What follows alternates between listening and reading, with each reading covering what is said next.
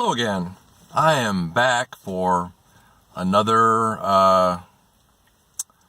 another chance to share my thoughts with anybody that's interested out there. Everybody seems to be doing it these days, so I figured I would join the fun. This channel, it's just going to be about me and my opinions about what I think about the world and just whatever's on my mind. I did do one video last week. If you missed it, it's called, Was the Moon Landing a Hoax? And if that would be something you'd be interested in, go check it out. So as I explained in my previous video, I've been on YouTube forever. I've been a lurker, comment occasionally. Never have I tried to do videos. So I'm just getting started here by just recording myself and talking about a few things that I'm interested in. So this time around, and then eventually maybe I'll figure this out and I'll figure out how to do better videos and maybe edit some better videos. But for right now, it's just going to be me talking. So this time around,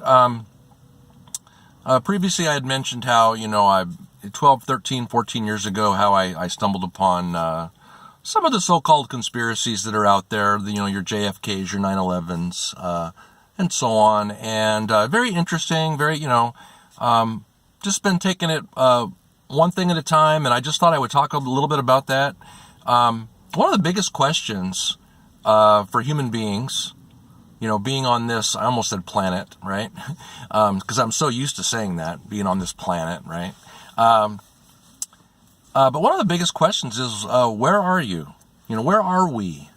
What is this place that we live in or live on, And it's something that's always intrigued me. And like everybody else, I was taught what everybody was taught, and you go to kindergarten, probably preschool now, the first, you walk in and one of the most prominent things in the room is this globe, right? This globe Earth.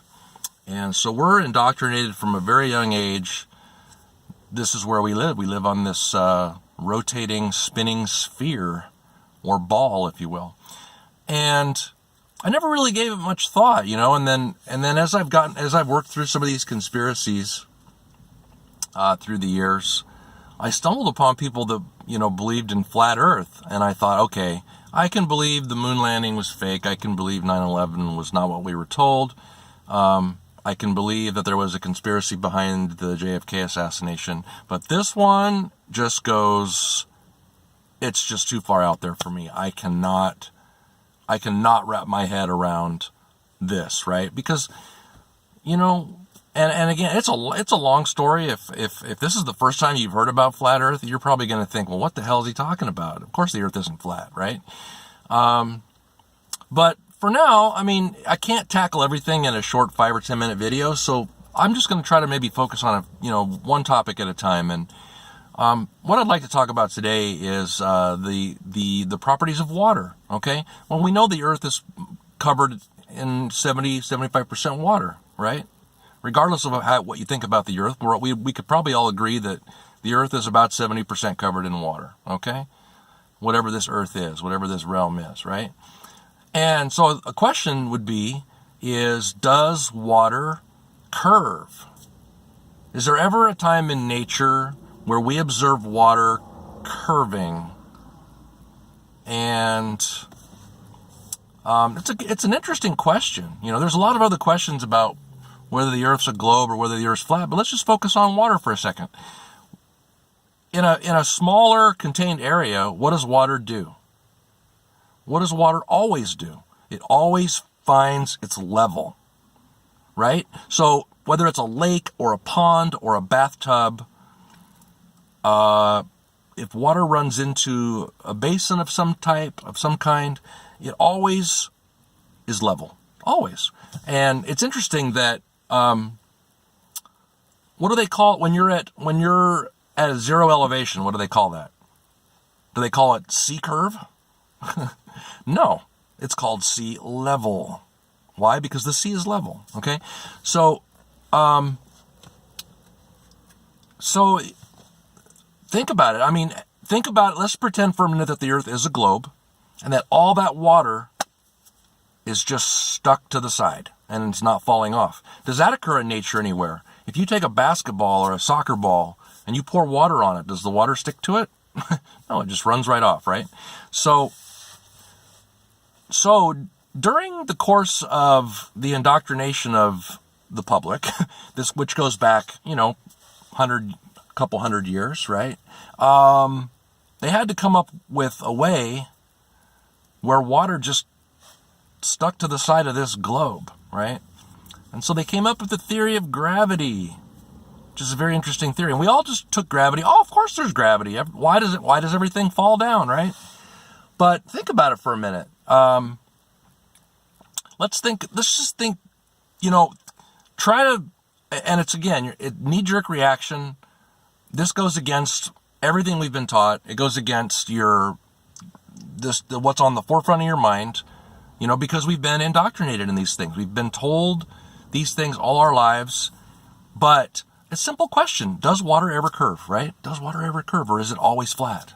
It's always level. Water always finds its level. If water runs down a mountain, it keeps running and twisting and turning until it finds a place to rest and become level. Always. Till it finds the ocean, and the oceans are level as well. So where was I? Okay, so gravity. What is gravity, right? Well, it's a theory, first of all. It's the theory of gravity. It's not a theorem. A theorem is something that's provable, okay, whether it be by mathematics or other means.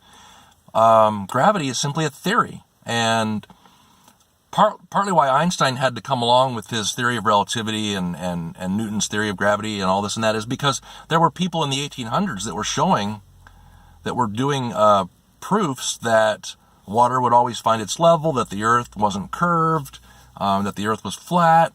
And so they had to come along and say, well, no. We figured out 500 years ago that, Galileo and Copernicus, we figured out the earth was a globe a long time ago. And so they had to do damage control, right? This is damage control at this point.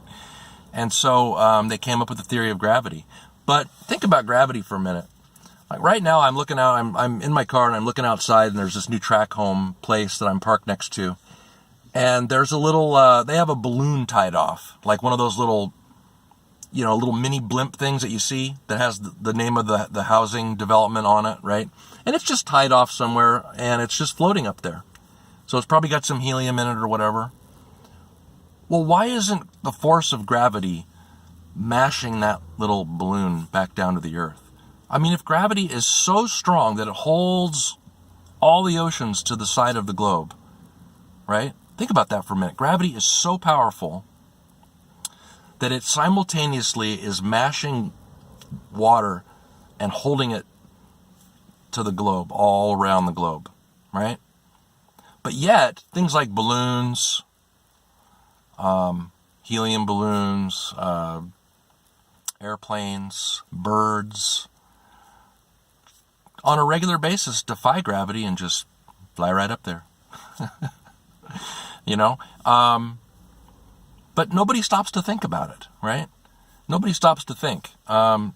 It's like, how do those things defy gravity? If gravity's that strong, right? So, and I was like, well, duh. You see people on TV or whatever, here, I'll show you gravity, and they take the microphone and they drop it, right? Boom, mic drop.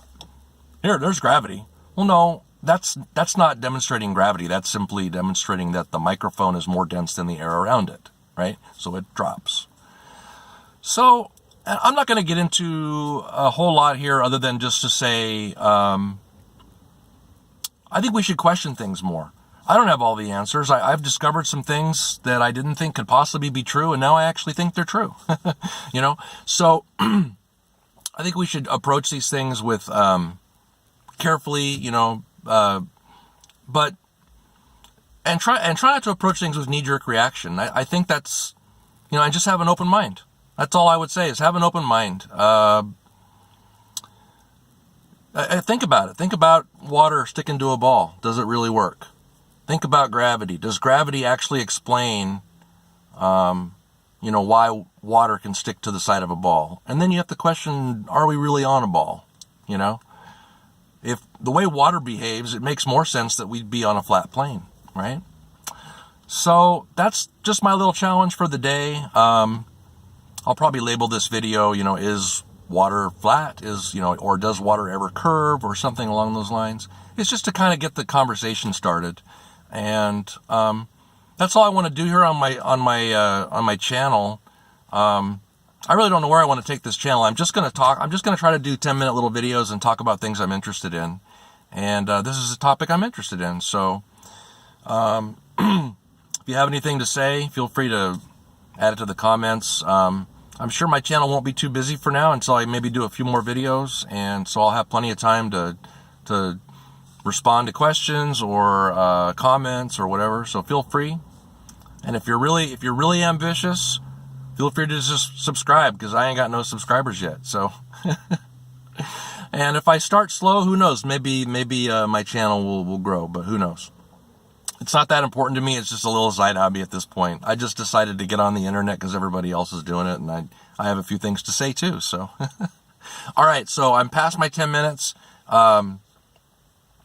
Like, subscribe, and I'll do another one soon. And thanks for checking in. We'll talk to you soon.